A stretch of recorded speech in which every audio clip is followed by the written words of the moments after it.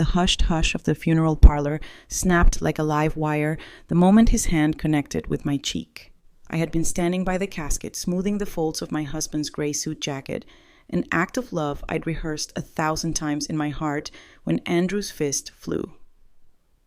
The sound was not a crack, but a confession bone-hard and utterly impossible. I felt the sting burn hotter than any winter breeze, and then his voice dripped ice over the flowers. "This isn't your home anymore. Get out." The lilies trembled petals shaking in mourning at the raw betrayal. His wife's lips curved into a triumphant smile, as if she'd staked a claim on my life itself.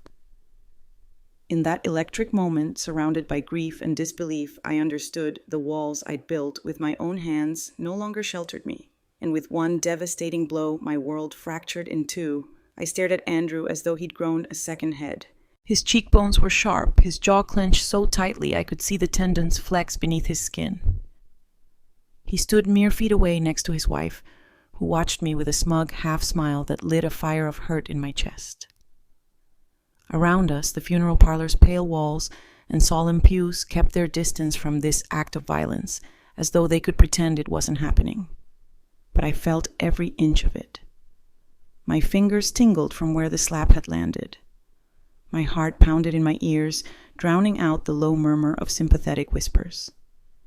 I had learned early on to hold my grief close, to let tears fall privately. Yet shock erected a wall behind my eyes so high that no tears could escape. I raised my hand to my face and felt the warmth blooming across my cheek. The pain was real, but the betrayal was worse. I had borne his first cries, soothed his scraped knees, and fought tooth and nail for him in classrooms and hospitals. And here at the funeral of the man who had been my partner for nearly 4 decades, he repaid my sacrifices with open hostility. I looked to the casket. My husband's face was still the soft glow of tubing below the white sheet, marking the abrupt end of his laughter, his steady voice guiding me through life's storms. He'd always insisted I be co-owner of everything we built together, house, farm, every penny saved for a rainy day. He'd known that life could turn cruel, that family bonds could fray. And yet here I was, struck down at his final ceremony, unceremoniously cast out of the home we'd crafted brick by brick. My legs trembled, threatening to buckle. I thought of the years we'd stood in that living room drywall, half-finished wrestling furniture into place, humming old hymns during winter power outages. Andrew had been a boy, then, squatting beside us, learning the weight of a hammer and the meaning of home. Now he towered above me as an adult who had forgotten those lessons. Behind him, his wife crossed her arms as inscrutable as a judge in black robes. I remembered the first time I met her, a young teacher with bright eyes, friendly as sunshine. Over the years, her warmth had cooled into something colder possession, I realized, as she laid claim to every corner of my life. She redesigned my kitchen without asking, repainted my walls in colors I'd never chosen, rearranged my heirlooms as if they were props in her carefully curated gallery. Always, she treated me like a guest in my own home, a guest who should speak softly and never disrupt the design scheme. Now her smirk confirmed it. This home, this life belonged to her and my son. The very air felt foreign, stale, with the scent of lilies and formaldehyde. I wondered if the other mourners had noticed the bruise spreading across my cheek. Aunts and cousins hovered at the edges of the room, eyes darting between me and the open casket. No one stepped forward to defend me. Their silence pressed into my bones like the Alaskan cold I'd grown up with. I took a breath, tasting the bitterness of humiliation. Grief whispered in my ear, but I refused to let it drown me. My husband had taught me to stand tall, to meet adversity with quiet resolve. And so, I lifted my chin, smoothing the lapel of my black coat. The slip of my suitcase lay forgotten in the corner of the hallway, just a few belongings packed after a hospital visit last week. I could feel its wheels beneath the carpet, a silent promise of escape. Andrew opened his mouth, perhaps to deliver another blow, this time with words, but I turned my back on him. My footsteps echoed softly on the polished wood as I crossed the room, keeping my shoulders squared and my head high. Behind me, I heard the soft gasp of a cousin, the shuffle of a foot stepping too close. I wondered if they believed I'd be too shattered to leave. But the truth was, I felt more alive in this moment of betrayal than I had in months of muted sorrow. The heavy doors loomed ahead, their handles cool against my fingertips. I grasped them and pushed outwards, stepping into the gray afternoon. Snow swirled in soft flakes, settling on my coat like new beginnings. The slap had hurt, yes, but this cold air felt kinder than the hand that struck me. I let the door swing shut behind me, sealing out the chapel and its ghosts. As I made my way down the driveway past the rose bushes we'd planted on our 20th anniversary and the wind chimes that had once heralded Andrew's homecomings, I realized something profound.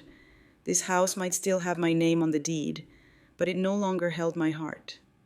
The memories of family dinners, the tang of frying bacon on Sunday mornings, the laughter after snowstorms, all of it was now trapped behind walls I could no longer enter with dignity. At the corner, I paused by the gas station bench where I had once sat with Andrew as a child, sharing hot chocolate on frigid November nights. Now I settled onto that bench alone, watching the snow braid itself through the pines. A teenage clerk offered me coffee, worry softening his youthful features. I nodded and took the cup, its heat seeping into my gloves. He asked if I was okay. I managed a small, honest smile and said, "I'm fine, just thinking." He didn't pry, nor did he judge the bruise or the tear stains on my cheeks. He simply stepped back inside, leaving me with the cup and my thoughts. I sipped, letting the coffee's bitterness steel me for what came next. This wasn't the end of my story. It was the first act of reclaiming everything I'd earned in a lifetime of love and labor. When the taxi arrived, I climbed in without hesitation, ready to lay the foundation for the reckoning to come. The engine's rumble beneath me felt like a heartbeat returning to life. Behind the house, faded into a snow-laced silhouette against the gray sky, and in front of me stretched a road unmarked by expectation or entitlement. I pressed my cheek gently, no warmth there yet, just the promise of healing, and whispered to myself, "They may have tried to erase me, but I'm still here. And this is only the beginning." I stepped into the hallway on legs that felt as steady as newly frozen ice, my heart pounding in a rhythm that matched the soft thrum of snowflakes landing outside. My suitcase, still half-packed from last week's hospital visit, waited in its corner wheels tucked beneath the hem of the carpet like a loyal sentinel. I didn't hesitate or falter. Each movement was deliberate, as if choreographed to erase any hint of drama. No tears, no pleading. Just the quiet resolve of someone whose world had cracked open and now demanded a new foundation. The front door loomed ahead, its brass handle cold against my gloved palm. With a silent twist, I pushed it open and let the biting Alaskan air rush in. I drew in a breath that cleared the sting from my throat and carried away the last echoes of that brutal slap. The sky was a slate canvas, and snow drifted down in lacy spirals, pure, indifferent, a tender mercy compared to the cruelty I'd just endured. The flakes clung to my black coat, dotting it like diamonds on velvet. I didn't brush them off. Instead, I let them settle, a reminder that each moment of pain could be softened by something as simple as falling snow. I rolled my suitcase onto the driveway, the wheels crunching through the thin layer of powder. Past the car my husband and I had paid off together. Its paint dulled by winter salt, I walked with the quiet dignity of a woman who would no longer be defined by others' opinions. The roses we planted on our 20th anniversary, now skeletal branches buried beneath white blankets, stood witness to a lifetime of love and hardship. The wind chimes at the porch's edge, which once sang happily when Andrew darted home from school, were silent now. Their absence of song felt appropriate, a chord struck and left to fade rather than jangle painfully in my ears. No one stopped me. No one rushed to retrieve me. Not a cousin, not an aunt, not even Andrew himself. Perhaps they thought I would circle back in shame or sorrow. But I had learned long ago that shame belongs to the one who wields it as a weapon. I wouldn't give them that power. So I walked until the house receded behind me, its windows dark and accusing, and stepped onto the road that led to the gas station at the corner. I found the same bench Andrew and I had shared on chilly mornings, him demanding hot chocolate and me marveling at his small hands wrapped around the styrofoam cup. Now I sat there alone, my suitcase at my side, my breath curling in pale plumes before me. A teenage clerk inside the station peered through the frosted window, concerned, knitting his eyebrows. I'd baked him cookies one Christmas, tentatively offering the sweet treats as a bridge between generations. He opened the door, his cheeks pink from the cold. "Ma'am, are you okay?" he asked, voice soft in the crisp air. I managed a small smile, one not of gratitude, but of reassurance. "Just waiting for a ride," I said, voice even and calm. I didn't want to scare him with the bruise already forming on my cheek or the raw truth of why I was here. He offered me the warmth of the station's interior, but I shook my head and slid back onto the bench. The warmth was on my terms, not his. I wanted the cold, its clarity, its ability to expose every breath, every thought, every promise I made to myself in that moment. After only a few more minutes, a taxi rounded the corner, its headlights cutting through the snowfall like twin beacons.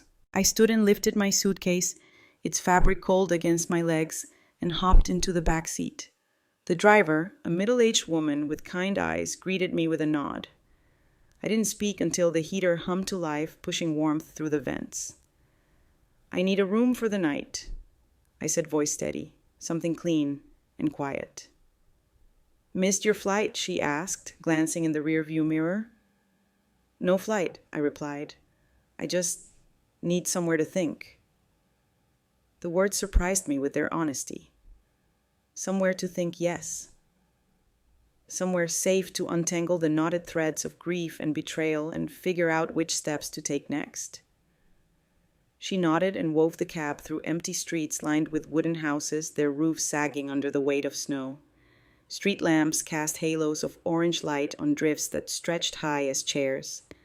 I pressed my forehead against the cold glass, watching the world blur into streaks of white and gold. Here in this hushed journey, I felt the distance between who I'd been and who I would become stretch and contract with each mile. The motel sat down a side street, its neon sign flickering against the dark. I paid the driver and unloaded my suitcase, then stepped into a lobby that smelled of bleach and old carpet. The clerk handed me a key on a flimsy plastic fob and nodded. "Room 14, she said. "Heater works well, but the Wi-Fi's spotty." We shared a wry smile. Spotty Wi-Fi was preferable to spotty memories. Inside the room, the bed lay stiff beneath clean sheets. I set my suitcase on the edge and dropped to the mattress, letting the world tilt beneath me. My cheek throbbed in time with my pulse, but the sting was growing duller. I closed my eyes and let my fingers slide into the manila folder tucked in the corner of my suitcase, the one containing mortgage papers, deed copies, and a letter from my husband. When he'd handed me that envelope, I'd smiled and tucked it away. Now I opened it with hands that trembled, only slightly grateful for its presence. But I didn't read its contents yet. First, I needed to unravel the night's events. I rose, retrieved my phone, and made a single call to my lawyer, Megan Dale. I left a brief message, Megan. "It's Eileen. Please call me as soon as you can. It's urgent." No tears fell. My silence was my vow to move forward on my own terms. I placed the phone beside my bed, shut the curtains against the storm, and lay back, letting the heater's hum lull me. Outside, the snow continued its endless descent, more gentle than anything I'd felt all day. And for the first time since I left that parlor, I allowed myself to breathe, knowing that tomorrow I would act. But for now, I would simply rest in the quiet aftermath, gathering the strength to face whatever came next, without protest, without tears, but with the fierce determination of someone who refused to be erased. The heater clicked on with a soft hum, chasing back the chill that clung to the pale green walls of my motel room. The bleach scent was so strong it made my eyes water, but it also felt like a blank slate, an antiseptic beginning after the tainted betrayal I'd faced. I set my battered carry-on on the single bed, its rumpled sheets whispering that this was only temporary. I crossed to the bathroom and flicked on the light, squinting as its harsh glare bounced off the white tiles. In the mirror, I saw the bruise on my cheek swollen and darkening like old bruised fruit. I pressed a cold paper towel to it, tasting the residue of cleanser on my lips, and studied my reflection. The lines in my face were deeper now, carved by sorrow and shock, but my eyes were clear. I wasn't falling apart. I was gathering strength. Back on the bed, I opened my suitcase and retrieved the manila envelope my husband had placed in my hands just days before his death. Even then, I'd sensed its importance, but had tucked it away, too certain life would go on as it always had. Now its contents felt like a lifeline. I slid out the mortgage statement slip of paper creased from being folded and the official deed in crisp white. My name appeared on every line: co-borrower, co-owner. That house belonged to me as much as it did to Andrew, the son who'd just tried to erase me from it. I sat down on the edge of the bed, the spring sighing under my weight, and let my fingers trace the embossed letters on the deed. I remembered the day we signed those papers so many winters ago, my husband and I perched on the edge of our first sofa, ink smudging from our nervous hands. He'd squeezed mine and whispered, "We built this together," and I believed him. His voice was gone now. His body returned to the earth, but these documents carried his final testament. I curled the pages in my lap, feeling their promise like a pulse. The clock on the nightstand blinked 12 midnight. I pressed my palm against it, sending a faint jolt through my arm. Tomorrow, no, in just a few hours, I would pick up the phone and call Megan, my lawyer. I would ask how quickly I could stop those automatic payments, how fast I could lock that house away from Andrew's grasp. But tonight, I would sit with the silence. I unplugged the lamp and sat in the gray pool of moonlight that filtered through the thin curtains. Outside, the wind rattled the frame, and I imagined the storm waiting at home to bury the driveway in drifts. I welcomed the thought. Snowfall was honest, covering everything without discrimination. My stomach growled in protest, reminding me I hadn't eaten since a hurried coffee and muffin hours ago. I pulled on my coat and ventured out into the hallway, the carpeted floor deadening my footsteps. The vending machine at the far end glowed with rows of candy bars and chips I didn't want. Instead, I found the ice machine and filled a plastic cup, then carried it back to my room. The ice clinked as I swallowed it, the cold numbing my jaw and dulling the ache in my cheek. I tucked the cup into a plastic bag and laid it on the nightstand, an impromptu compress for later. Lying back on the bed, I hugged the envelope to my chest. I thought about the walls of that house, the shaky plaster when our first winter storms blew loose shingles onto the porch, the fresh paint bright enough to catch the sunrise in the kitchen, the deep, honest knots in the oak floors where our children had danced. Those walls remembered every birthday cake, every argument repaired by forgiveness, every quiet conversation over cups of tea. Andrew had walked through them as a boy, absorbing their warmth. He'd even learned to call them home. But as a man, he had forgotten their meaning. He had thought ownership was a matter of entitlement, not of sweat and sacrifice. My phone buzzed on the nightstand, its LED blinking with a text from Megan. "I'm here if you need me. Call anytime." I closed my eyes, letting the glow fade.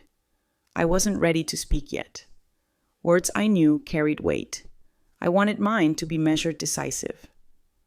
I pictured her voice, steady, practiced, walking me through the steps of freezing those mortgage payments, sending notice to the bank, securing my claim. Everything needed a paper trail, and I already held the originals. The hours stretched on. My mind wandered to the simple things, the lullaby I used to sing for Andrew, the way his little hand felt in mine, the soft rumble of his first pedal strokes on a battered tricycle. I remembered the day he brought home his report card and hugged me so tightly I thought he might squeeze the breath out of me. Those memories were not erased by a slap or a word. They were etched into me, indelible and precious. When fatigue finally pressed in, I stood and switched on the lamp again.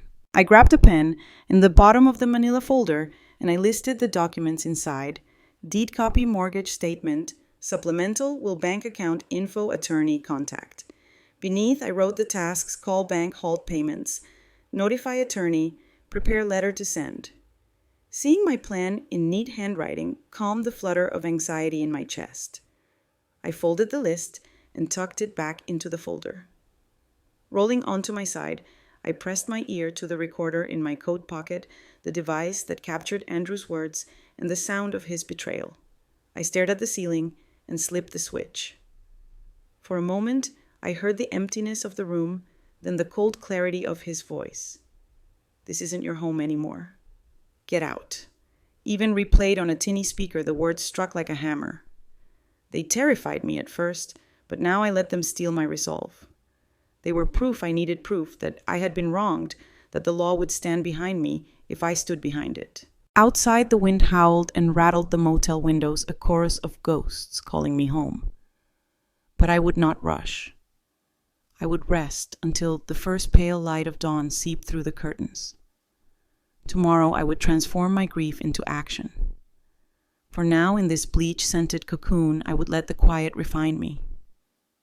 The house with its sturdy walls and sunlit rooms was still mine. It would be my fortress once more as long as I claimed it. I drifted toward sleep with the envelope in my arms and the recorder at my side, embracing the hush of a night spent in seclusion. In that silence, I found not defeat but clarity, not sorrow but purpose. The house awaited me, its door silent but welcoming. I would return not as a frightened widow, but as a woman who knew her rights and would fight to preserve them. And with that thought, I closed my eyes and let the hush envelop me, certain that tomorrow I would rise ready to reclaim everything I had built. I pressed my palms against the cool motel window, watching the street lamps flicker through a veil of drifting snow, and my fingers closed around the thick manila envelope tucked into my purse. The edges were worn where I'd held it so many times, but the seal remained unbroken, as if daring me to dishonor its promise before I understood its full weight. My mind drifted back to that gray afternoon in the hospital room when the world had narrowed to the steady hiss of oxygen and the fragile curve of my husband's lips. He lay propped against pillows, wrapped in the thin hospital blanket that couldn't chase away the chill in his bones. His skin was pale as ash, his breath shallow, each exhale a soft surrender on the sterile air. I sat beside him, my hand cradled in his, the steady pulse beneath his fingertips, a fragile rhythm I feared would falter at any moment. Machines beeped softly, recording every beat, every breath, as though holding vigil for the life we had built over 40 years. He drew a ragged breath and lifted his head, eyes bright with that familiar spark of mischief I thought I'd lost forever. "Eileen," he whispered, voice hoarse but determined. "Come here." I leaned forward, gently, brushing a curl of hair back from his forehead. The ICU nurse hovered at the door like a silent sentinel, but my husband's gaze didn't flicker. He needed to speak, and she knew it. He reached down into the nightstand drawer and pulled out a small brown envelope. It was the same shade as the box of old photographs we'd filled together, and the familiarity of it made my heart clench. "I want you to have this," he said, pressing the envelope into my hand. His fingers trembled, and I closed my own around his, tasting the last tear he'd ever let fall for me. "Don't open it now. Keep it safe. Promise me you'll only use it if Andrew ever..." He faltered, pain and emotion warring in his expression. "Hurts you." I blinked, surprised by the gravity of his words. I had expected instructions about bills, about funeral arrangements, maybe final messages to friends and family. But a warning against my own son, my blood felt like a jarring chord in a familiar song. I nodded once, voice thick in my throat. "I promise," I said, though my heart pounded with sorrow at the thought of even needing such protection. He closed his eyes briefly, as if gathering strength, then continued in a whisper. The lawyer drafted a backup will just in case. There's a clause 17B that kicks in if Andrew ever lays a hand on you or throws you out of the house. You need that home more than anything. Remember, we built it together. His words were soft but clear, carrying the weight of every sacrifice we'd made, late-night repairs, second jobs to cover heating costs. The endless grind of balancing dreams with reality. I traced the envelope's flap with my thumb, imagining the documents inside the mortgage papers, listing us both as co-borrowers, the deed bearing our names. The second will that spelled out alternative heirs should clause 17B activate. I swallowed hard, the hospital air thick with the ache of his looming absence. I'll keep it safe, I promised him again. Voice gentle but resolute, as though my vow could anchor him to this life just a moment longer. He managed a faint smile in return, a flicker of the man who had wooed me beneath that old willow tree 50 summers ago. Good, he whispered. And Eileen, remember that silence doesn't mean weakness. Sometimes it means preparation. You've been the glue for this family. Now let this be your shield. His eyes fluttered closed as he drifted toward sleep, leaving me clutching the envelope that pulsed with his final gift. Back in the motel room, I closed my eyes and let the memory of his breath warm my cheek. The bruise there stung, but it felt almost trivial compared to the grief I carried for losing him. I reached into my purse and lifted the envelope free, tracing the crease where his handwriting spelled out my name in neat, confident letters. In the dim lamplight, the brown paper seemed to glow with a promise of justice, a chance to reclaim what betrayal had tried to steal. Across the room, the recorder lay on the nightstand, its red light blinking in quiet solidarity. I had captured Andrew's words that night, the command to leave the cruel finality of, "This isn't your home anymore." But this envelope contained the counter-command, the legal leverage my husband had quietly secured for me. It was proof that love could endure beyond death, that a partner's devotion did not vanish with a heartbeat. Tucking the envelope against my chest, I ran through the list of tasks in my mind. First, call Megan to verify clause 17B. Next, halt the mortgage payments. Then prepare the letter to the bank attaching copies of the deed and the supplemental will. Each step was a building block, a restoration of the foundation Andrew's slap sought to demolish. My resolve sharpened in the quiet motel room, the antiseptic walls, a blank canvas for my next act. As midnight melted into the pre-dawn hush, I rose and retrieved my phone, dialing Megan's number with deliberate calm. The line rang twice before her familiar voice answered, steady and reassuring. Eileen. Everything all right? She asked, concern threading her tone. I need to put clause 17B into action, I said softly, drawing strength from the memory of my husband's last wisdom. Megan paused, then guided me through the steps with practiced precision. We spoke in legal language. Notary stamps, revocation of payments, formal notices, but beneath every word was a current of trust, a shared belief that justice could be found on paper as well as in the heart. By the time I hung up, the first pale light of dawn seeped through the curtains. I folded the envelope and placed it in a small box beneath the bed. I didn't need to open it now. I had Megan's word and my husband's instructions coursing through every action I would take. Outside, the snow had quieted, leaving the world blank and ready for new footprints. I paused by the window, watching the street glisten under the morning light. The motel's heater hummed behind me, its warmth comforting but contained. My husband's final wisdom echoed in my mind. Silence can mean preparation. I had listened, I had prepared, and now I would act. The house built on our shared dreams and my steady work would not be snatched away by a moment of cruelty. I pressed my hand to the window pane, feeling the solid glass between me and the world, and whispered into the stillness, "Thank you." And in that whispered echo, I felt his presence and the promise of protection enfold me as I stepped into the next chapter of our story. I arrived at the bank just after sunrise, the sky a pale wash of pink against the silhouette of evergreen pines. The air was crisp under my coat, a reminder of why I'd always loved Alaska's mornings. There was a purity to them, a sense that each new day belonged to you. Today, I needed that sense of beginning.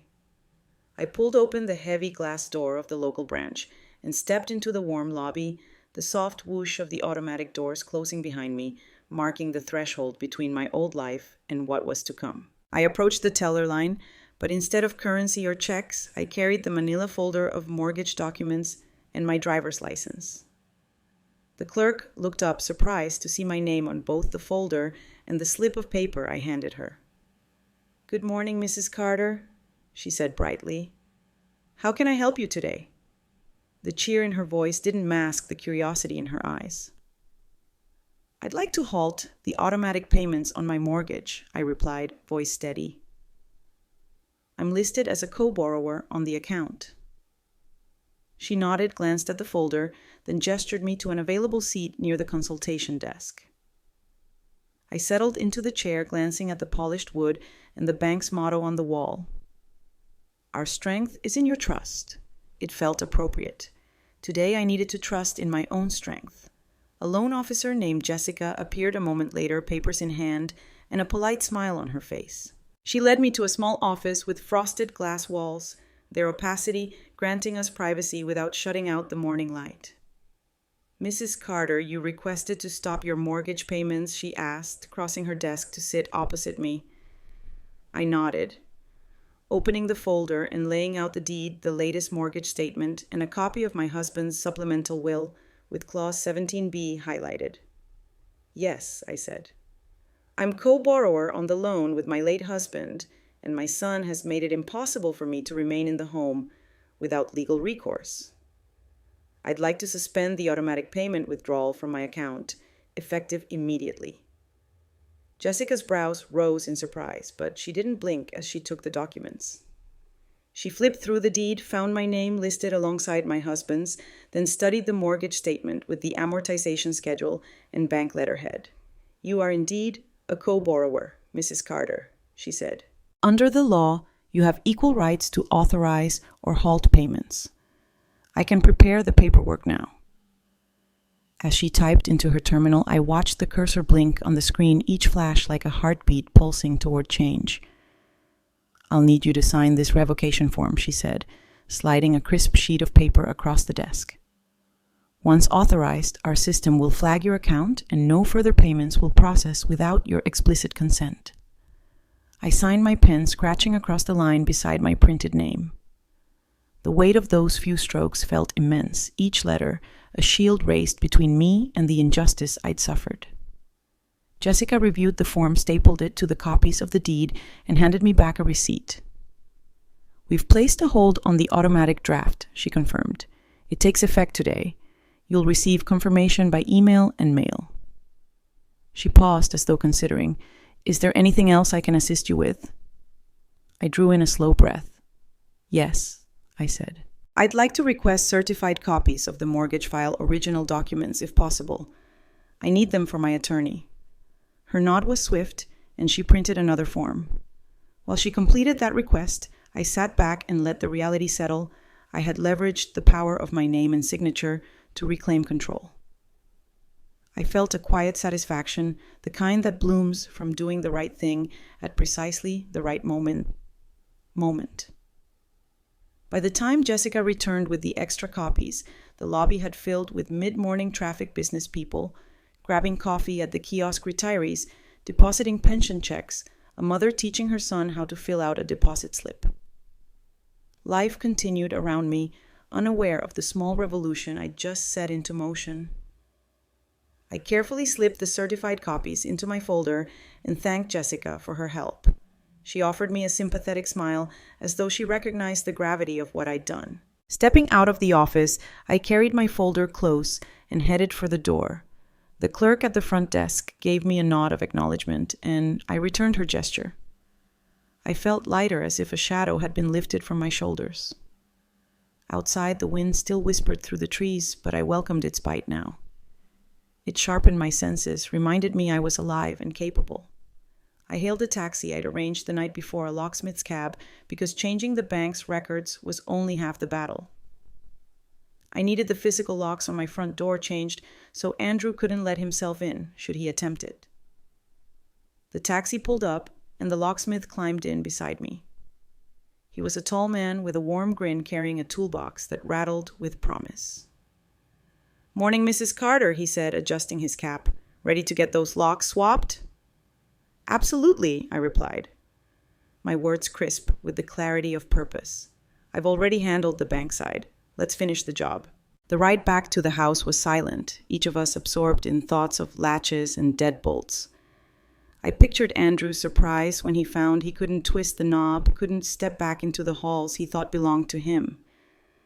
The house, a repository of decades of memory, would remain mine, my safe harbor, until I decided otherwise. At the curb, the locksmith and I unloaded my suitcase from the trunk. Snow had built up overnight, the driveway a soft path of undisturbed white. We walked across it, the snow crunching beneath our boots, until we reached the front door. I watched as he fit a new smart lock assembly in place, drilling into the doorframe with professional precision. Each click of his tools echoed like a metronome, marking my freedom. As he installed the final plate, I turned the knob myself once, twice, hearing the satisfying click of mechanism as the bolt extended. The old key refused to turn, leaving the lock unyielding. I slid the spare key he'd provided into the handler and tested it.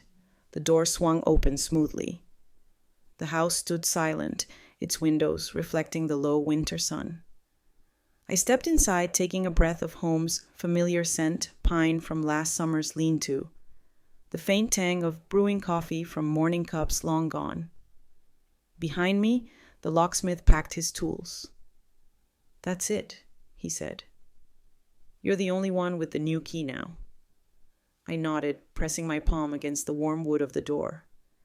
It felt solid, real, the physical manifestation of my husband's legacy, my own labor, and the legal rights I'd just enforced.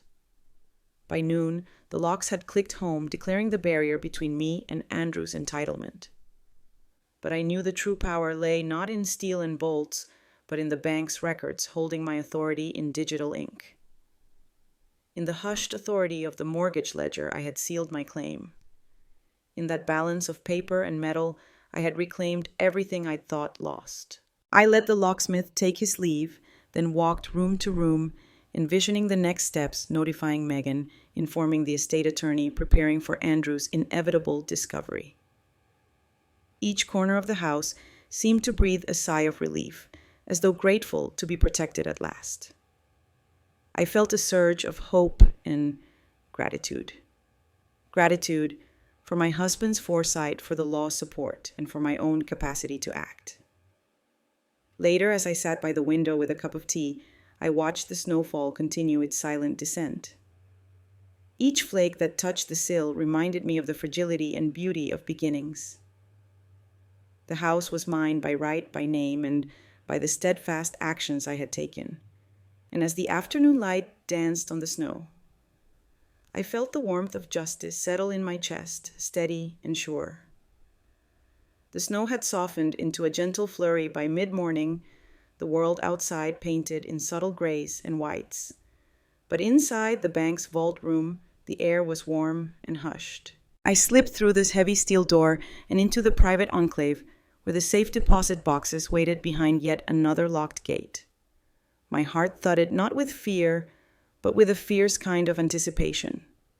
Today I would unlock the final piece of my husband's plan and claim the legal key to my own sanctuary. The receptionist, Melinda, greeted me with a small nod. "Box 221, she asked, her tone respectful. I handed her my ID and box key without a word. She verified my signature, offered a polite smile, and led me down the corridor of matte steel doors, each labeled with a discreet brass number. The hallway smelled faintly of polished metal and quiet resolve, an atmosphere that suited my mood. When we reached 221, Melinda inserted my key into the lock and turned it with a soft click. She opened the door just enough for me to slip inside, then stepped back and closed the outer door behind me. I was alone now, enveloped by rows of identical boxes, each one holding its owner's secrets or treasures.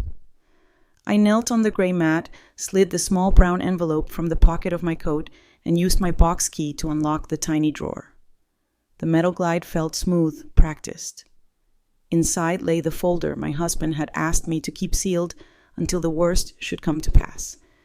My fingers brushed the top of the folder as though greeting an old friend, then peeled back the flap to reveal the documents within a notarized supplemental will, a typed letter in his handwriting, and copies of our original mortgage and deed.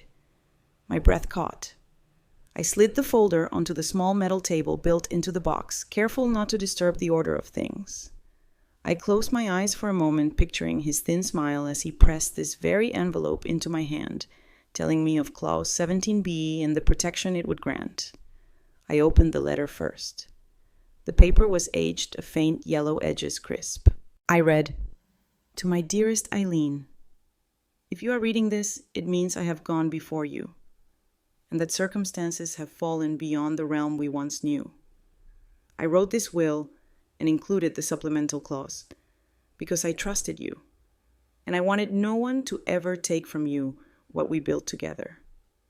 Should Andrew ever harm you or attempt to remove you from the family home, this clause activates immediately.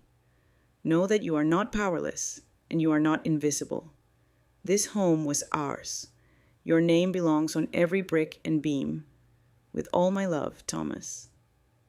Tears pricked my eyes, but I blinked them away. His words were steady, measured, just as he was.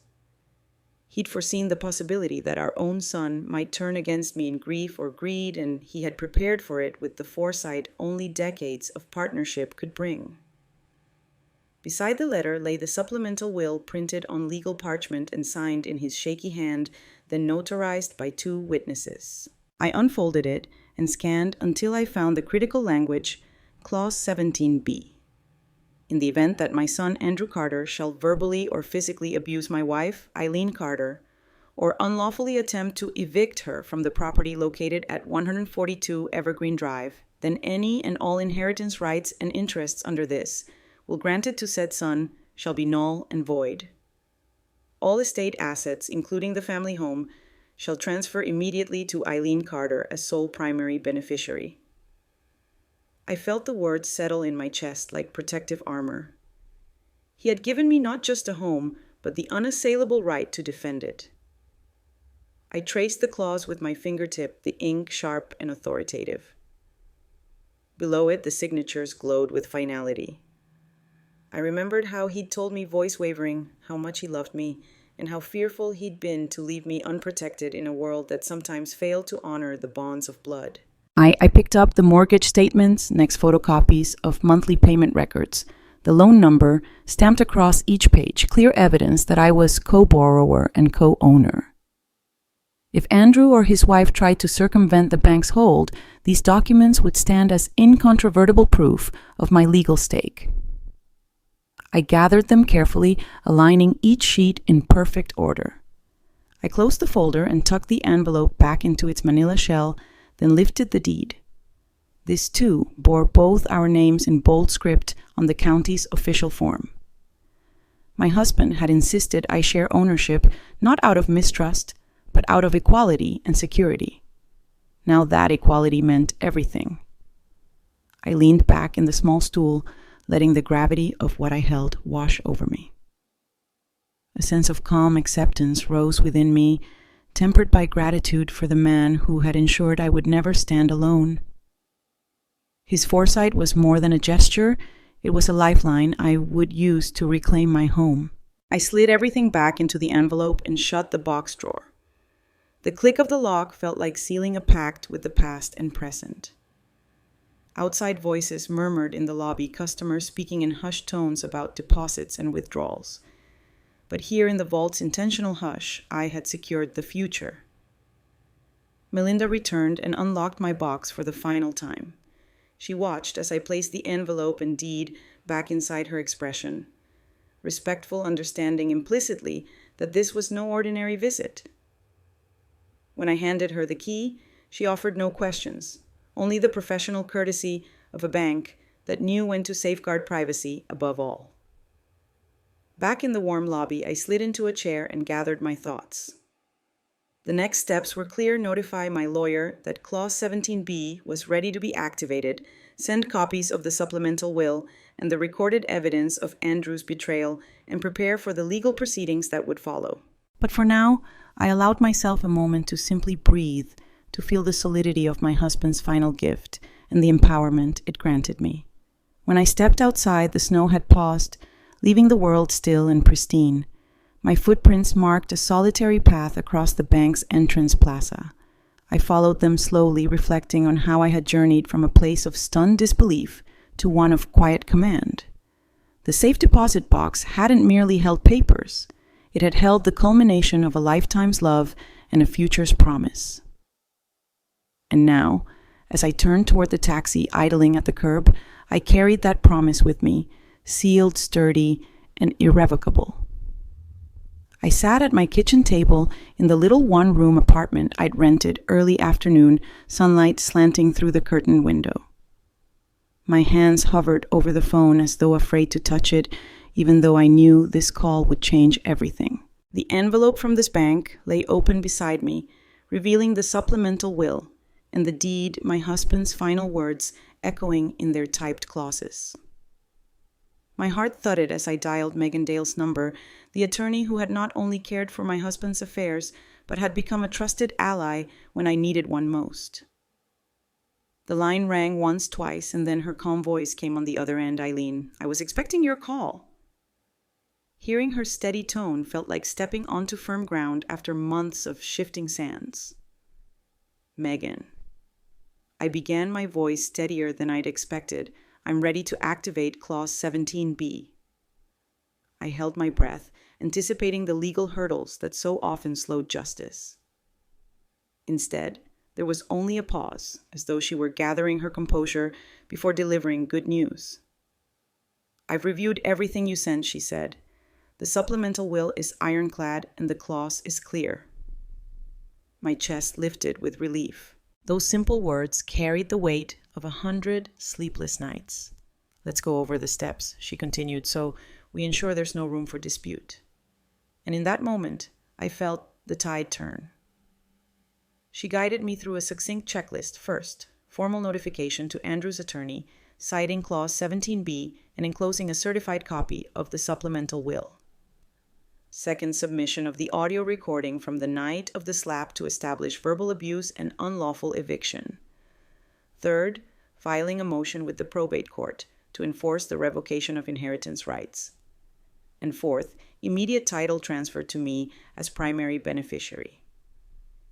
Each step sounded crisp and unstoppable when spoken aloud by her practiced voice. I reached for the recorder on the table, its red light now faded but still blinking faintly. I pressed play. My son's voice rang out clear and cold. "This isn't your home anymore, get out." Then came the sound of the slap, an unmistakable crack, and my shocked gasp afterward. The recording hung in the air, raw and undeniable. Megan was silent for a heartbeat before she spoke again. "That recording is perfect evidence," she said. "It satisfies the clause's requirement for both verbal and physical abuse." I nodded, though she couldn't see me. Proof and purpose united in that fragile glass device.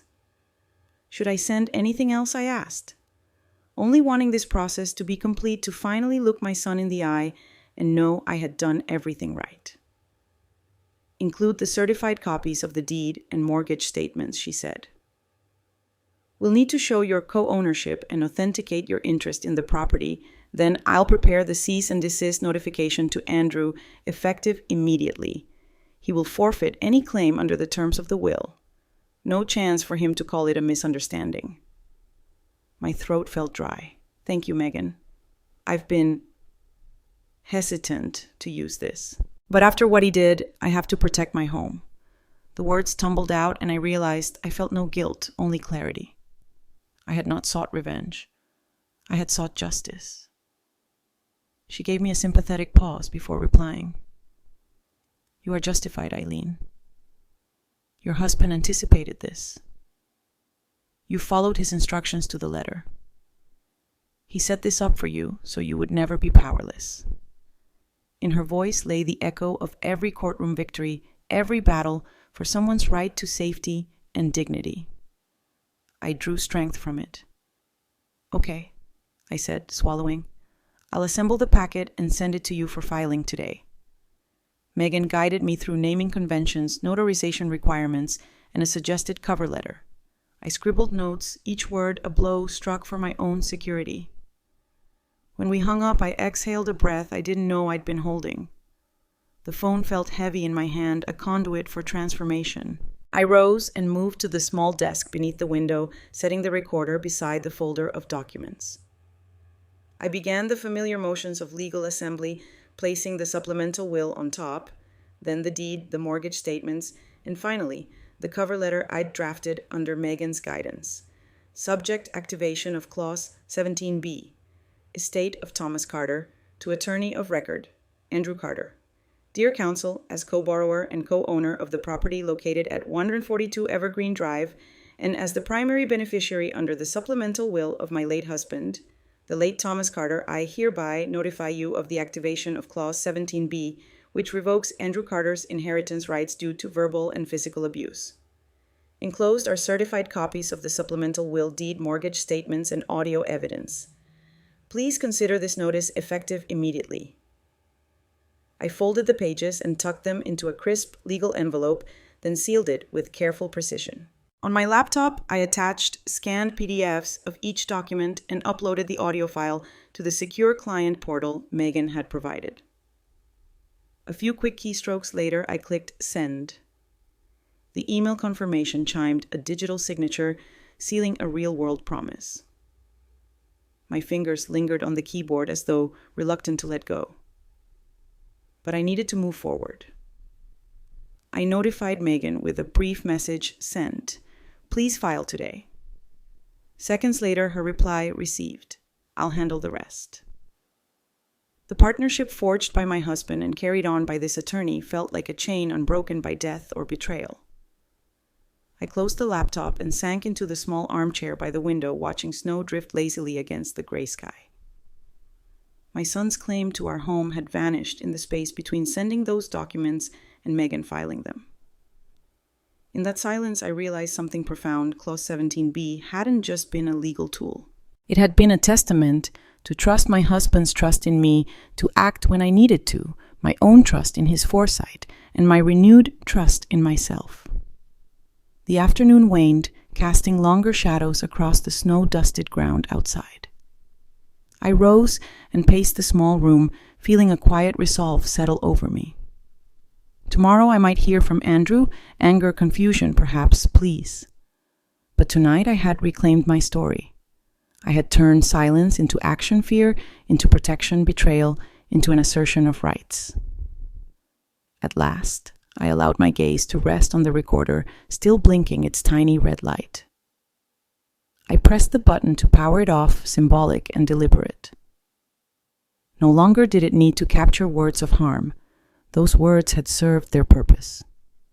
I placed it on the desk among the legal papers and turned back to the window. The snow had stopped. In its place, a hushed world waited, clean, silent, full of possibility. The house built on my name and my husband's labor stood secure on Evergreen Drive. I would return to it soon, not as a forgotten guest, but as an owner fortified by law and love.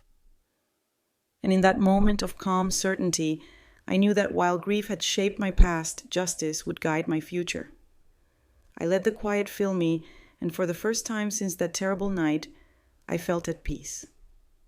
I sat curled in the armchair by my cabin window. The lake's glassy surface stretching out like a mirror to the gray sky, and scrolled through my social feed one more time. My thumb paused over the newest post from Andrew's account, a bright shot of the living room white leather couch, gold-accented chandelier, freshly painted walls. The caption read, "Our forever home, goodbye to the darkness."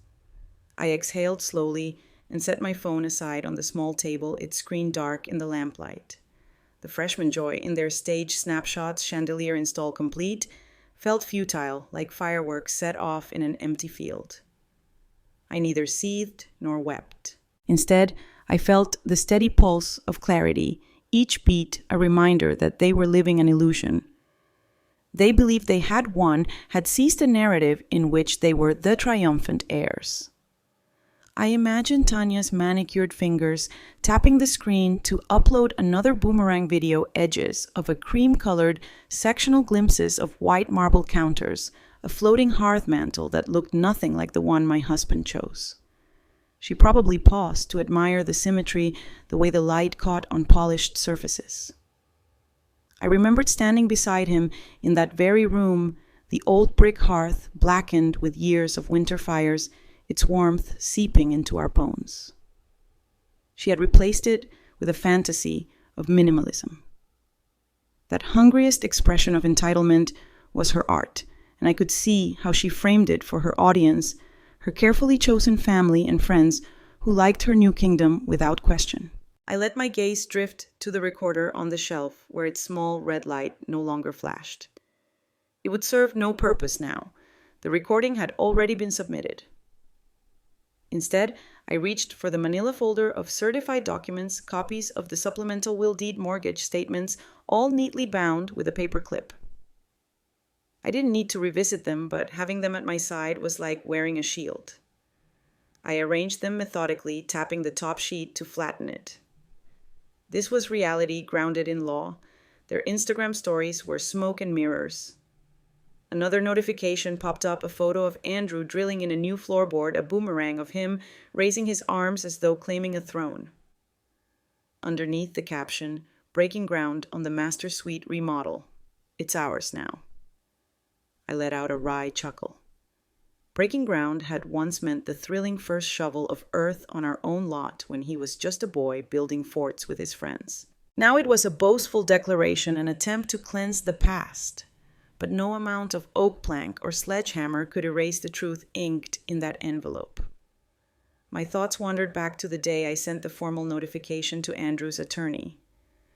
Megan Dale had assured me the clause's activation was irreversible, that the bank would enforce the revocation, the probate court would bar his claim, and any attempt to reverse it would collapse under legal scrutiny. I remembered the click of the send button, the way the afternoon sun caught the envelope icon on my screen and made it glow. In that moment, I'd felt a surge of empowerment that outshone any triumph they could stage on social media. They had thought they controlled the narrative. I had already authored the final chapter. I rose and moved to the window, brushing a hand across the pane. Outside, the evergreens stood silent sentinel in their snowy coats. No filters, no hashtags, just the world as it was. I thought of the first time I brought Andrew home from the hospital. His pink blanket bundled in my arms, and of all the milestones in between his first steps, his first words the day he drove away in his beat-up truck for college. Each memory felt tethered to that home, to the bricks and beams he now boasted, without acknowledgement of the years I had invested. But I forgave him that oversight. He didn't know. He had never paused to consider what my name meant on that deed. A soft knock at the door broke my reverie. It was Megan, her laptop tucked under her arm and a stack of mail in hand. She stepped in quietly, her expression warm but purposeful. "I thought you might want these," she said, setting an envelope and a court-stamped document on the table. "The probate court has issued the order. Andrew's claim has been revoked effective immediately." She slid over the paperwork where the judge's signature lay bold and unambiguous. I nodded, sliding the manila folder closer so I could tuck the new order inside. It was another brick in the legal fortress I was building around my home. Megan brewed us each a cup of coffee in the small kitchenette, and we sat at the table amidst my modest, unpacked boxes. She marveled at the tranquility of my new surroundings, a simple cabin by a quiet lake. "You've created a sanctuary here," she said, handing me the steaming mug. I took a sip, enjoying the rich, bitter relief. "I have," I replied softly, "and I intend to keep it." Her eyes met mine, and in them I saw acknowledgement, recognition that I had moved beyond reaction and into something far steadier, self-determination. I told her how the posts had come in waves. The dining room reveal, the landscaping updates, the boastful repeat of "it's finally ours" echoing in quotes over filtered snapshots. Megan's lips curved in a knowing smile. "Let them post," she said. "The more noise they make, the clearer it will be when the foreclosure notice arrives." I shivered, not from cold, but from righteous anticipation. In a few weeks, when the bank's letter arrived at the Evergreen Drive address, they would open it in pastel overshirts and panic. They would see the words "in breach of contract" and "foreclosure proceedings pending" and realize too late that ownership isn't claimed by paint or pillows, it's claimed by names on paper, by signatures and statutes. That evening, Megan left, but not before sharing one last piece of advice. Stand firm. Don't reply to any messages asking you to reconsider. Your silence now will speak louder than anything you say. I thanked her, watching her footsteps fade down the path. I closed the door behind me and drew the curtains, enclosing myself in the quiet glow of a single lamp. On my phone, I opened Colin Wright's comment on Andrew's latest post, Niece Makeover, but remember who swept those floors. His words struck me with humor and truth. I saved it as a memory, a small breadcrumb in the digital tapestry of this saga. Then I turned off notifications for their accounts, no need to be distracted by their performative joy. I already knew how the story would end. Alone in the cabin, I brewed a pot of tea and carried it to the window seat. Snow had resumed its gentle descent, each flake dissolving quietly on the glass. I cradled the mug and closed my eyes, picturing the empty halls of that renovated house, its echoing rooms devoid of the warmth that once defined them. In their place, there would soon be the sound of caution, the hush of legal finality, the tremor of fear when reality intruded. I sipped the tea, inhaling its herbal comfort, and felt the edges of my calm sharpen into resolve. They had built their illusion on deception and expectation, but I had built mine on preparation and principle. They thought they were rewriting the narrative, but I held the pen. As the snow fell, I let the silence strengthen me, knowing the reckoning they never saw coming was already set in motion. And when the time came, I would watch, not with anger or pity, but with the clear-eyed satisfaction of someone who had ensured justice in the quiet. 31 days after I halted the automatic mortgage payments, I received a text from an old neighbor. "Did you see this?" A screenshot of the official letter from the bank glowed on my phone's screen. The subject line read, "Notice of default foreclosure proceedings pending on the property located at 142 Evergreen Drive." Below it, in crisp black type, were the particulars, loan number date, of first missed payment, grace period, expiration, and a politely stern directive that payment must be cured within 15 business days or the property would be marked for foreclosure. I stared at the words, letting them settle like snow on a windowsill. The notice was clinical, no hint of malice, no glee in its tone. It simply stated facts. The loan was in breach of contract, and the bank would act accordingly. My breath caught in my throat for a fleeting moment, not out of fear, but out of satisfaction. The bank's own documents, the ones my husband and I had painstakingly built over decades of on-time payments, were now the instruments of his accountability. In the next instant, I slipped my phone into my coat pocket and soft-soled across the cabin floor to fetch my tea, the warmth in my hand, a quiet contrast to the cold truth roiling at the other end of that foreclosure notice. At home, Andrew and Tanya were already deep into their renovation hype Instagram stories, TikTok videos, hashtags like #HadNewBeginnings and #HomeSweetHome. They believed they had a blank canvas before them, forgetting that every canvas carries the history of its frame. I watched as their posts named room after room, floor after floor, the excitement brimming in every filtered photo. Then, as if the universe itself had composed a counter-narrative, a flurry of notifications lit up their screens. I imagined Andrew's phone buzzing on the end table, the array of red dots splintering through the screen like shards of ice. He picked up the foreclosure letter first. I pictured his expression folding in terror, brows knitting lips, drying jaw, unhinging in disbelief. He would have scanned the page twice, maybe 3 times, looking for a clerical error, only to realize the breach was his own doing. Tanya would have hovered in the background, her nails tapping against her phone as she searched for a lifeline, texting contractors, calling friends, maybe even threatening to sue. But the bank's timeline was inflexible. 15 business days, no appeals, no grace periods for entitlement. Down the line, my phone buzzed with his frantic texts. "Mom, what is this? Please tell me there's been a mistake. I can pay it off, I swear." My fingertips hovered over the screen before I replied with 3 words, "It's real." Then I powered off the display and set the phone face down on the kitchen counter. I didn't want to watch the panic unfold through a lit rectangle. I preferred the dignity of distance. Outside my cabin window, the lake lay still, a smoothed-out expanse of ice and early morning mist. I sipped my tea and let the snow-laden pines whisper their approval. Justice, I realized, often arrives as quietly as snowfall, no grand gestures, just inexorable accumulation, until the ground is forever changed. In their illusion of control, Andrew and Tanya had overlooked the silent mechanisms that undergird true ownership, signatures, statutes, and the steadfast reliability of a co-borrower's name. Later that afternoon, a news crew arrived in a black SUV, cameras gleaming in the low winter light. I watched from the screened porch as a reporter stepped out, microphone in hand, and approached the foreclosure sign the bank had posted on the front lawn. I recognized the type: local news, the kind that thrives on human conflict and the spectacle of downfall. A cameraman locked the shot on the bank's notice, nailed to a weathered post, its corners curled with the wind.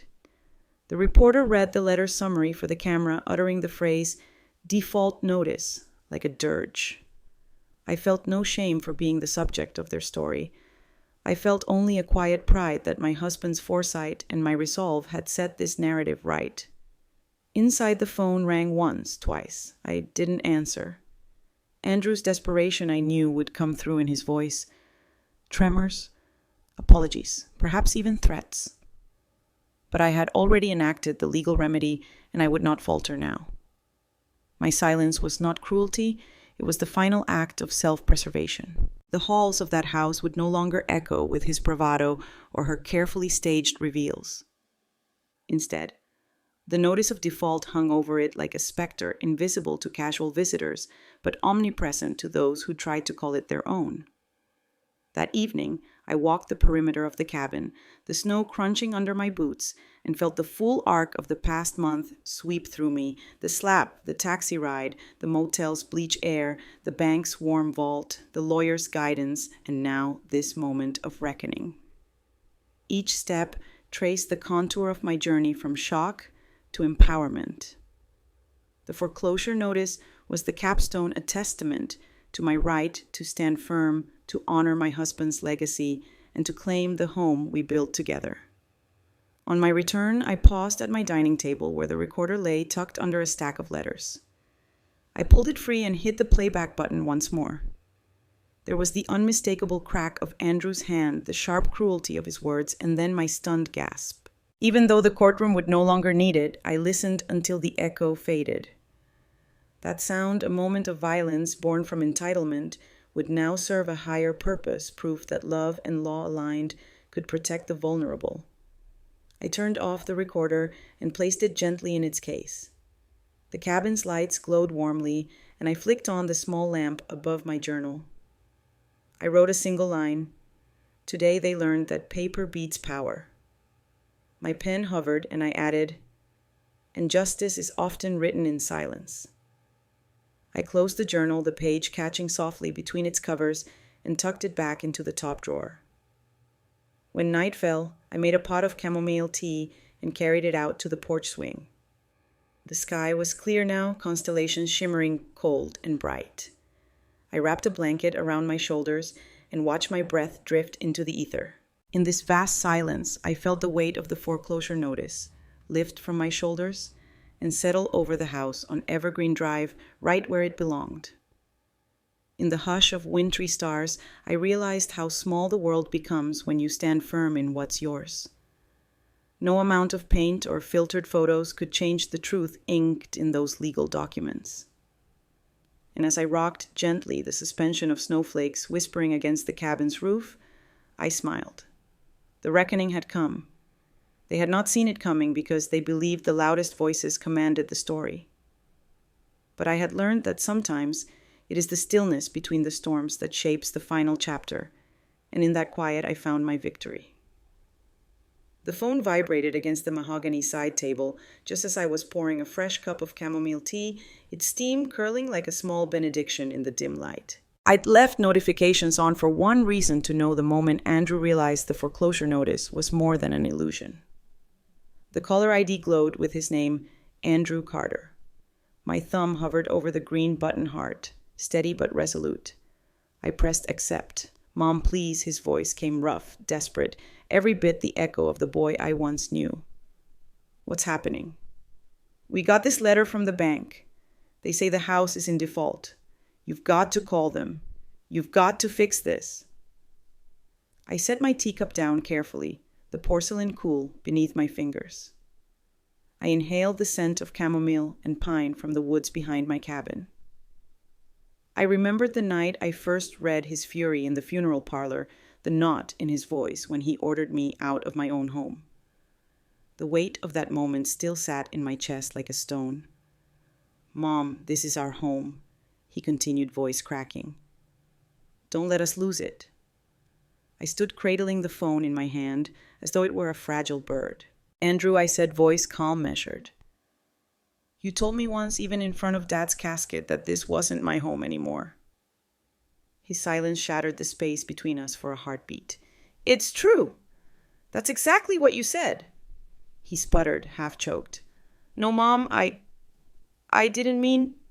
"But you did," I said, firm as the old oaks lining the driveway. "And just as your words had power to wound, your actions now have consequences.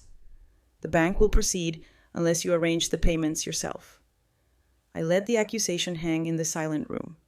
He swallowed, or perhaps he cried out. I couldn't be sure. "Please, I'm begging you," he said, voice small, brittle. "I'll do anything. Just tell me how to call them back. Tell me which forms to sign. We can get a loan refinance, something. Just don't let us lose the house. I can't let this happen." I closed my eyes. I saw that morning in the parlor, the way his hand arced through the air and landed on my cheek with brutal precision. I felt the sting again, sharper than any winter wind. "Andrew," I said, voice gentle but final, "I am not your safety net anymore. You forced my hand. Now you must face the music you created." A sob rattled through him. "Mom," I pressed end. The line went silent. Then I navigated through my contacts and blocked his number. The finality of the digital click was both an ending and a beginning. I sat back down, the chair cradling me in its familiar embrace, and picked up the teacup again. I brought it to my lips, savoring the warmth as a sanctuary against the lingering chill of betrayal. Outside, the snow fell in hushed drifts, each flake a quiet testament to the passing of time.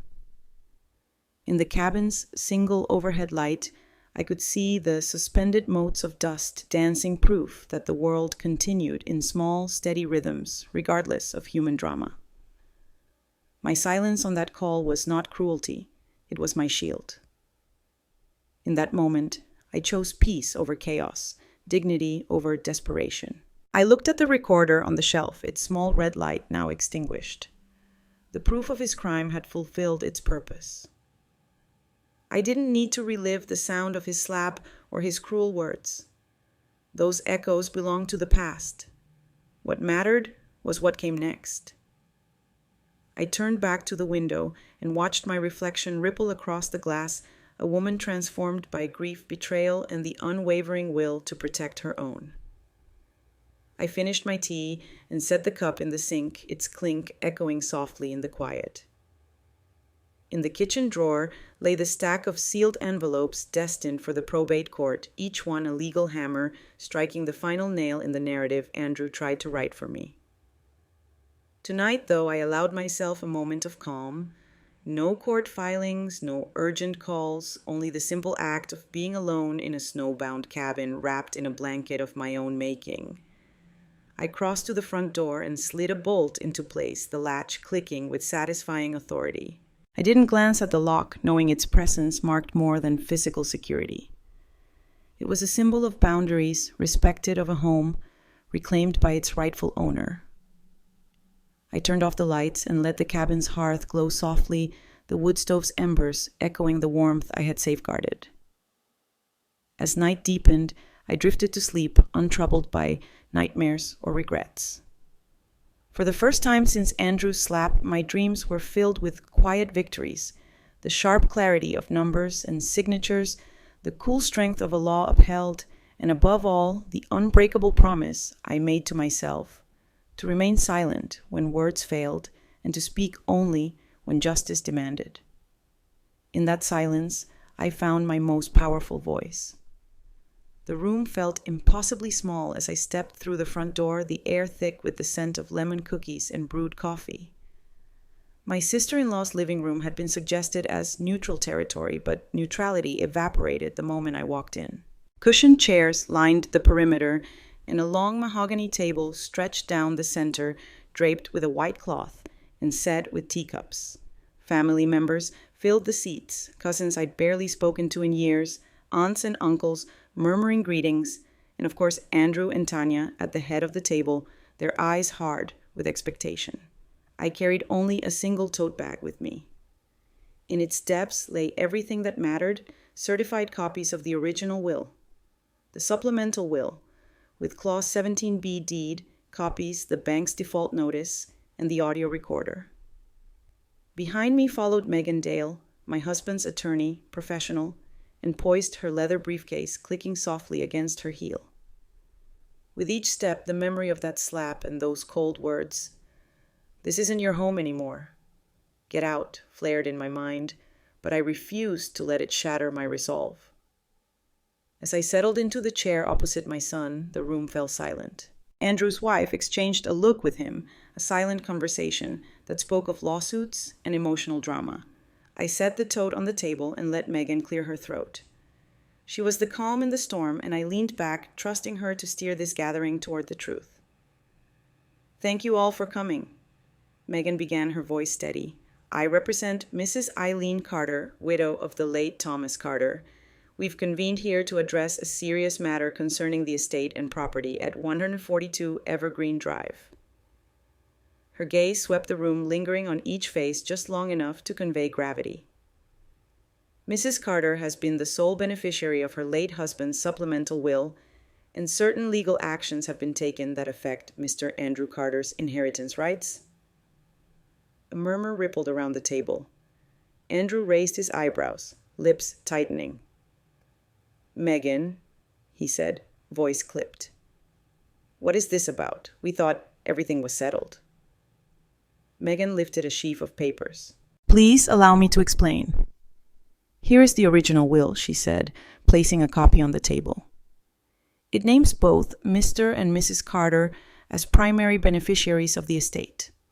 However, my late client's husband drafted a supplemental will notarized and witnessed containing Clause 17B. I will now read the relevant excerpt."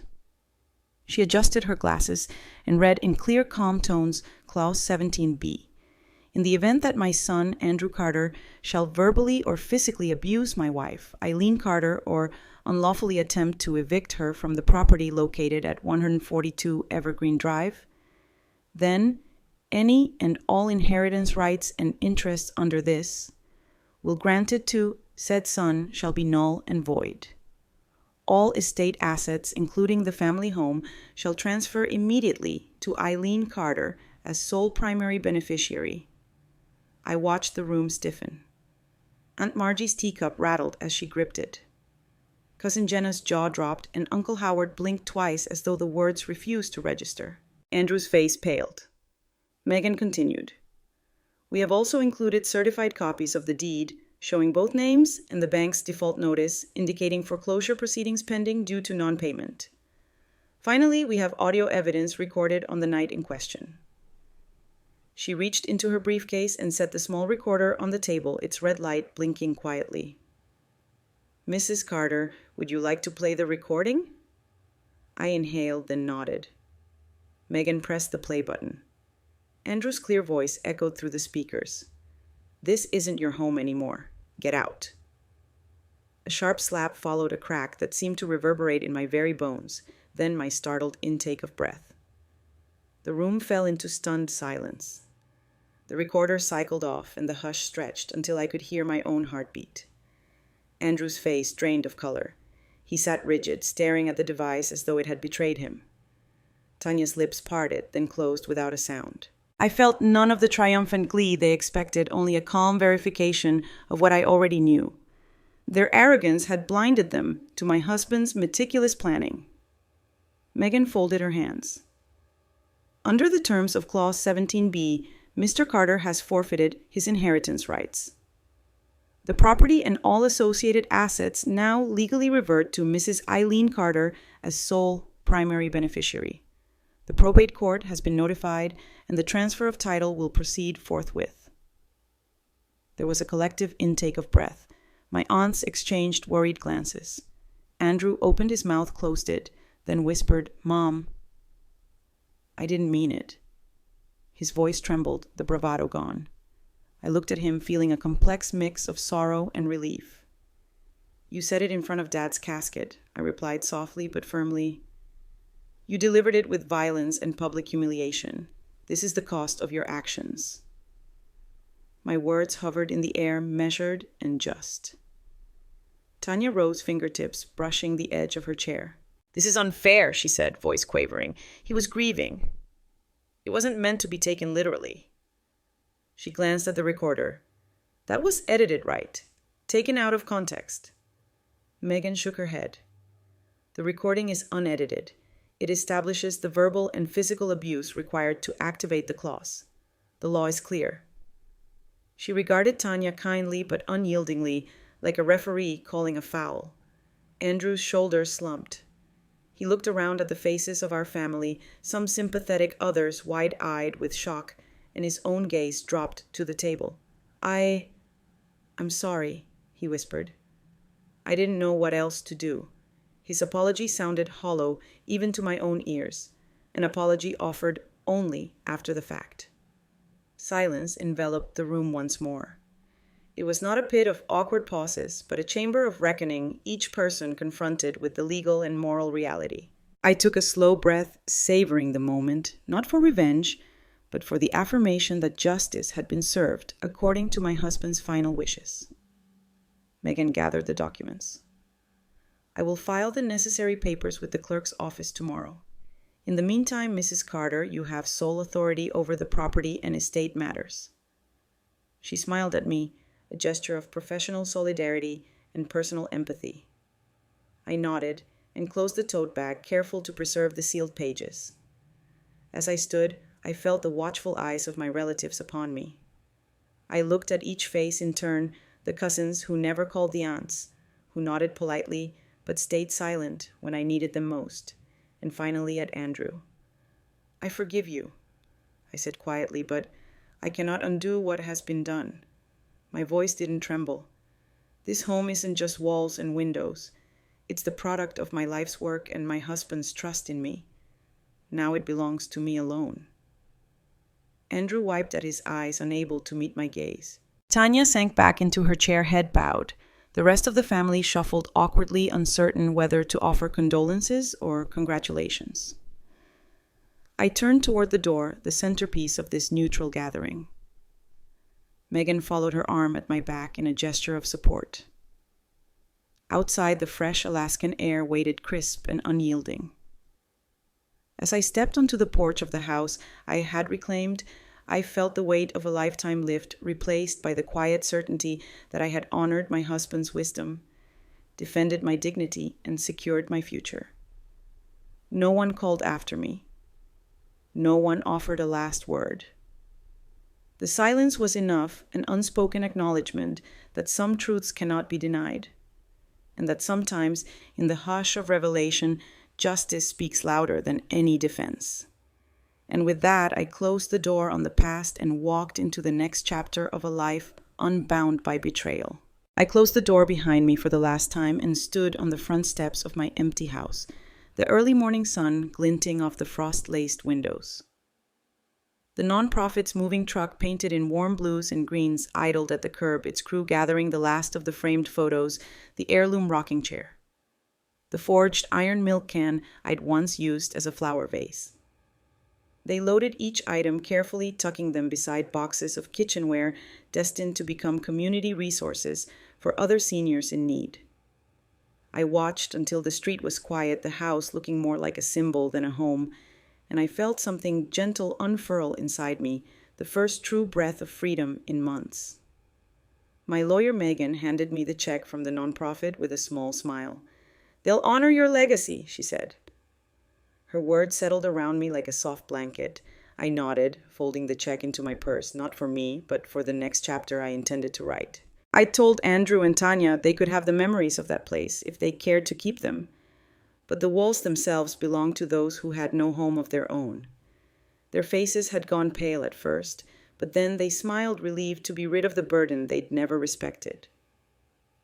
Relief was different from respect, of course, but even relief carried me forward. A week later, I found myself pulling up the gravel driveway to a cabin on Lake Serene.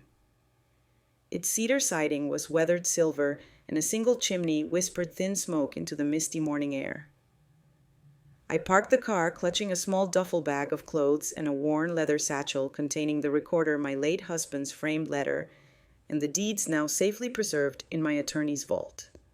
This cabin was modest, no fancy renovations, no designer labels, just a screened porch, a wood stove, and floor-to-ceiling windows that embraced the water. I realized with a start that I was smiling without thought, the corners of my mouth lifting in acknowledgement of the peace I'd almost forgotten. Inside the cabin welcomed me like an old friend. The knotty pine walls felt familiar, and I ran my hand along their smooth grain. I set down my duffel and unpacked slowly a crochet blanket I'd made during chemo days, a single photograph of my husband, in front of our first hydrangeas, a tin of chamomile tea. Each item found its place, the blanket draped over the armchair by the window. The photo perched on a bookshelf carved from driftwood, the tea tucked next to a kettle on the cast iron hearth. No clutter, no expectations, just the promise of quiet routines. That evening, I lit a small fire in the stove, its amber glow drawing shadows across the wooden floor. I boiled water and poured a cup of chamomile, cradling the mug between calloused palms. Outside the lake stood still a dark mirror beneath the stars. The only sound was the hiss of the fire and the occasional rustle of pine needles. I sat on the porch steps, wrapped in my blanket, and let the hush envelop me. For the first time since my husband's funeral, and certainly since that brutal slap in the parlor, I slept through the night, no dreams of slammed doors or anguished pleas, just the gentle cadence of my own breath. Morning brought a rosy dawn that spilled across the lake like liquid gold. I stood barefoot on the porch, feeling the cool boards beneath me, and watched the sunlight dance on water. A loon called in the distance, its mournful song rich with yearning. I inhaled the crisp air and realized that yearning belonged not to loss, but to possibility. Out here, I could chart my own course, unburdened by old rules or hollow expectations. I spent my first week in the cabin establishing simple rituals.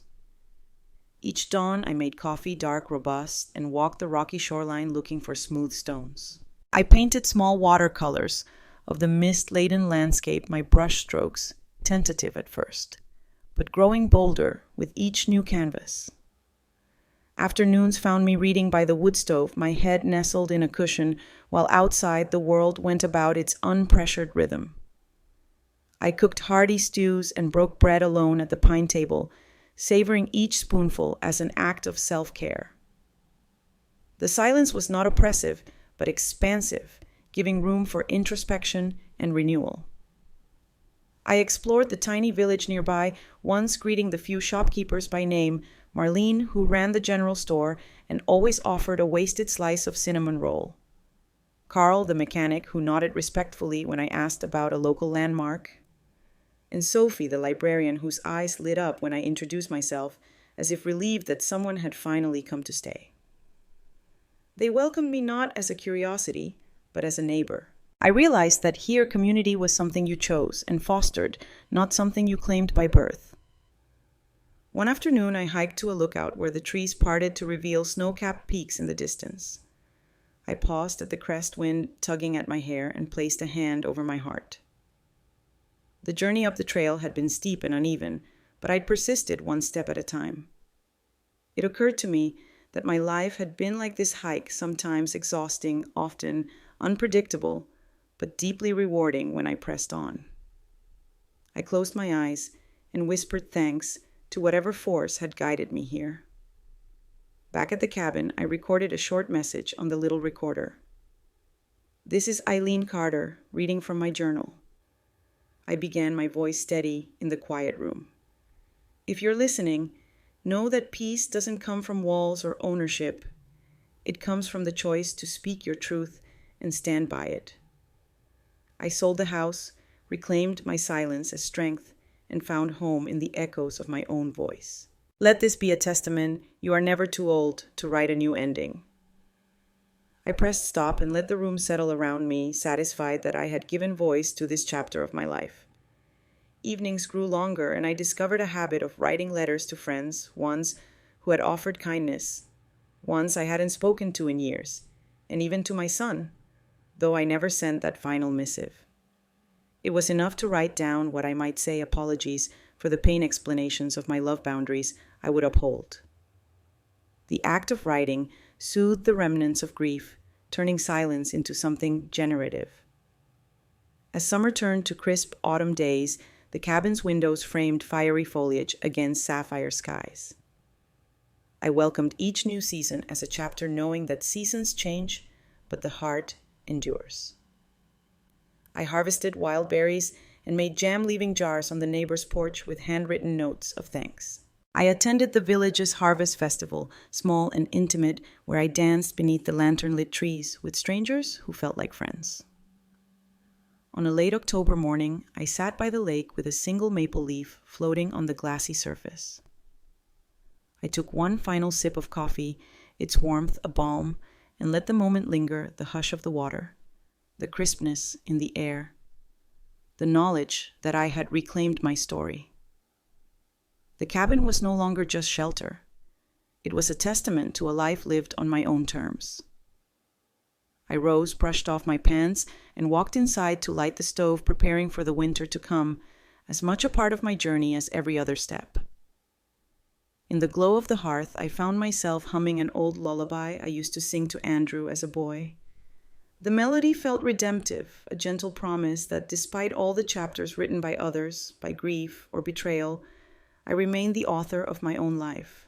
And as the flames danced in the hearth, I whispered into the warm light, "This is where I belong."